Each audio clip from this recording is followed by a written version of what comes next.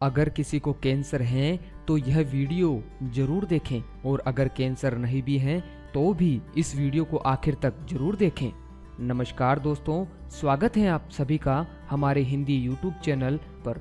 दोस्तों, आज हम बात करेंगे एक ऐसे विषय पर जिसके कारण देश में हर साल लगभग 20 से 25 लाख लोग कैंसर से मर रहे हैं, और कितने ही लाखों लोग अभी इस बीमारी से जूझ रहे हैं, दवाइयाँ खा रहे हैं, इधर उधर भाग रहे हैं। दोस्तों, कैंसर कोई लाइलाज बीमारी नहीं है। इसका उपचार बहुत ही सरल और आसान है, और कोई भी व्यक्ति जिसको कैंसर है वो इसको अपनाकर आराम से कैंसर को जड़ से खत्म कर सकता है। बस आपको चाहिए कि आप हमारी इस जानकारी को ध्यानपूर्वक सुनिए और इसे अपने जीवन में उतारे और लोगों को भी बताएं, ताकि देश में बढ़ रही कैंसर की संख्या कम हो सके। दोस्तों, सबसे पहले मैं आपको यह बताना चाहूँगा कि हमारे पास कैंसर को ठीक करने के लिए दो बहुत ही अद्भुत इलाज हैं, जिसमें से हम आपको इस वीडियो में एक ही उपाय बता रहे हैं, क्योंकि अगर दोनों ही इलाज हम इस वीडियो में आपको बताएंगे तो वीडियो बहुत लंबी हो जाएगी। इसलिए दूसरे वाले इलाज की जानकारी हम दूसरी वाली वीडियो में, जो कि इसके बाद वाली वीडियो होगी, उसमें विस्तार से बताएंगे। तो इसलिए जो भी मेरे दोस्त अभी हमारी यह वीडियो देख रहे हैं, तो मैं उनको कहना चाहूँगा कि अगर आपने हमारा YouTube चैनल सब्सक्राइब नहीं किया है तो जल्दी से इसे सब्सक्राइब कर लीजिए, ताकि अगली जो कैंसर की वीडियो हम अपलोड करेंगे उसकी जानकारी आपको तुरंत मिल जाएगी।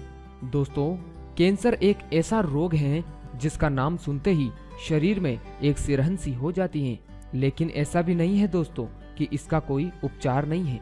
आज हम आपको इस वीडियो में कैंसर के बारे में विस्तार से बताएंगे, जिसको जानकर आप आसानी से कैंसर का उपचार कर सकते हैं और दूसरे लोगों को भी यह उपचार बता सकते हैं, जिससे वो भी आसानी से घर पर कैंसर का उपचार कर सकते हैं। दोस्तों, कैंसर बहुत तेजी से बढ़ रहा है इस देश में। हर साल मरने वालों की संख्या बढ़ती ही जा रही है, और हर साल कैंसर के नए नए केसेस आ रहे हैं, जिनकी संख्या बढ़ते बढ़ते 7 लाख तक पहुंच गई है, और सभी डॉक्टर्स हाथ पे डाल चुके हैं। दोस्तों, राजीव दीक्षित जी कहते हैं कि कैंसर के रोगी की कभी कैंसर से मौत नहीं होती। जो ट्रीटमेंट उसे दिया जाता है उससे कैंसर के रोगी की मौत होती है, यानी कि कैंसर से ज्यादा खतरनाक कैंसर का ट्रीटमेंट है। ट्रीटमेंट कैसा है आप सभी जानते हैं। कीमोथेरेपी दे दिया, रेडियोथेरेपी दे दिया, कोबाल्ट थेरेपी दे दिया। दोस्तों, इनमें होता क्या है कि शरीर की जो प्रतिरक्षक शक्ति है, रेजिस्टेंस, वो बिल्कुल खत्म हो जाती है, क्योंकि जब कैंसर के रोगी को कीमोथेरेपी दी जाती है ये बोलकर कि हम कैंसर के सेल को मारना चाहते हैं, तो अच्छे सेल भी उसी के साथ मर जाते हैं, और फिर धीरे धीरे इसकी वजह से रोगी मर जाता है। दोस्तों, राजीव भाई के पास जितने भी रोगी आए जिन्होंने कीमोथेरेपी करा रखी थी, उनमें से एक को भी राजीव भाई नहीं बचा सके। लेकिन उनका उल्टा रिकॉर्ड भी है कि राजीव भाई के पास बिना कीमोथेरेपी किए हुए कोई भी रोगी आया, सेकेंड एंड थर्ड स्टेज तक वो एक भी नहीं मर पाया अभी तक। दोस्तों, मतलब क्या है, ट्रीटमेंट लेने के बाद जो खर्च आपने कर दिया वो तो गया ही, और रोगी भी आपके हाथ से गया। डॉक्टर आपको भूल भुलैया में रखता है कि अभी 6 महीने में ठीक हो जाएगा, 8 महीने में ठीक हो जाएगा, लेकिन अंत में वो जाता ही है। कभी हुआ ही नहीं है कि कीमोथेरेपी लेने के बाद कोई बच पाया हो। दोस्तों, उसको जो इंजेक्शन दिए जाते हैं, जो टेबलेट्स खिलाई जाती हैं, उसको जो कीमोथेरेपी दी जाती है, उससे उसके सारे बाल उड़ जाते हैं, बहों के बाल उड़ जाते हैं। चेहरा इतना डरावना लगता है कि पहचान में नहीं आता कि ये अपना ही आदमी है। तो दोस्तों, कैंसर के लिए क्या करें? दोस्तों, हमारे घर में कैंसर के लिए एक बहुत अच्छी दवा है। अब डॉक्टरों ने भी मान लिया है, पहले तो वो मानते भी नहीं थे। उस दवा का नाम है हल्दी। हाँ दोस्तों, हल्दी कैंसर को ठीक करने की ताकत रखता है। हल्दी में एक केमिकल होता है, उसका नाम है करक्यूमिन, और ये ही कैंसर के सेल्स को मार सकता है। और ये भी आदमी ने नहीं बनाया है, भगवान ने बनाया है। दोस्तों, आपको जानकर हैरानी होगी कि हल्दी जैसा करक्यूमिन एक और चीज में है, वो है देशी गाय के मूत्र में। देशी गाय का मूत्र यानी गोमूत्र, माने देशी गाय के शरीर से निकला हुआ सीधा सीधा मूत्र। अगर देशी गाय का मूत्र आपको मिल जाए और हल्दी आपके पास हो तो कैंसर का इलाज आप आसानी से कर पाएंगे। दोस्तों अब मैं आपको सीधा सीधा बता रहा हूँ कि आपको करना क्या है और आपको दवा कैसे तैयार करनी है। तो अब इसे थोड़ा ध्यान से सुनिएगा। सबसे पहले आपको देशी गाय का मूत्र चाहिए होगा, जो कि अगर देशी गाय आपके पास है तो बहुत अच्छा है, और अगर नहीं है तो आप पास के किसी गौशाला से भी मूत्र ला सकते हो। इसमें एक बात का ध्यान रखें कि मूत्र ऐसी गाय का लें जो कभी मां नहीं बनी हो और बछड़ी हो, और उसमें भी अगर काले रंग की बछड़ी हो तो रिजल्ट बहुत अच्छे मिलते हैं। आधा कप गाय का मूत्र और आधी ही चम्मच हल्दी लेनी है और इनको किसी एक बर्तन में डालकर एक उबाल आने तक गर्म करना है। और हाँ दोस्तों, एक और चीज मैं आपको बताना भूल गया, जिसको अगर आप इसमें मिलाएंगे तो और भी जल्दी फायदा होगा। उस दवा का नाम है पुनर्नवा। दोस्तों पुनर्नवा औषधि आपको आयुर्वेदिक की दुकान पर पिसी हुई या टुकड़ों में आसानी से मिल जाएगी, तो आप वहां से इसे ले आइए। और इस दवा की भी आधी चम्मच आपको प्रयोग में लानी है। दोस्तों एक बार और दोहरा रहा हूँ ताकि दवा बनाने में आपको कोई परेशानी न हो। हल्दी आधी चम्मच, आधा कप गोमूत्र जो कि सूती कपड़े की 8 परत बनाकर उसमें से छान कर लिया गया हो, और आधी चम्मच पुनर्नवा। इन सबको मिलाकर स्टील के बर्तन में एक उबाल आने तक गर्म करना है।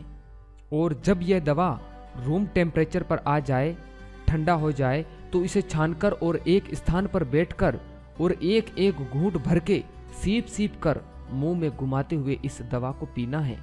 और ऐसे ही आपको दिन में भी करना है, यानी दिन में भी इसका सेवन करना है, और शाम को भी सबसे लास्ट में भोजन करने के 2 घंटे बाद इस औषधि का सेवन करना है। यानी दोस्तों दिन में 3 बार इसका आपको सेवन करना है। अगर दोस्तों आप रोज मूत्र नहीं ला सकते या आपको लाने में परेशानी होती है, तो आप एक साथ ज्यादा मूत्र को लाकर और उबाल कर कांच की बोतल में भरकर भी रख सकते हैं। कांच की बोतल में यह दवा खराब नहीं होती है। दोस्तों अगर आप एक बार में आधा लीटर या 1 लीटर गोमूत्र लाते हैं, तो आप उसी मात्रा के हिसाब से उसमें हल्दी की मात्रा बढ़ाना, पुनर्नवा की मात्रा बढ़ाना, और एक बार उबाल करके उसे कांच की बोतल में भरकर रख लेना। दोस्तों इस बोतल को आप फ्रिज में मत रखिए, धूप में मत रखिए, घर में ही किसी ठंडे स्थान पर इसे रख दीजिए। और ध्यान रहे कि एक बार में आधा ही कप पीने के लिए लेना है, जैसे सुबह को आधा कप, दोपहर को आधा कप और शाम को आधा कप। इस तरह आपको इस औषधि का सेवन करना है। और औषधि को लेते समय वापस गर्म नहीं करना है, इस बात का भी ध्यान रखें।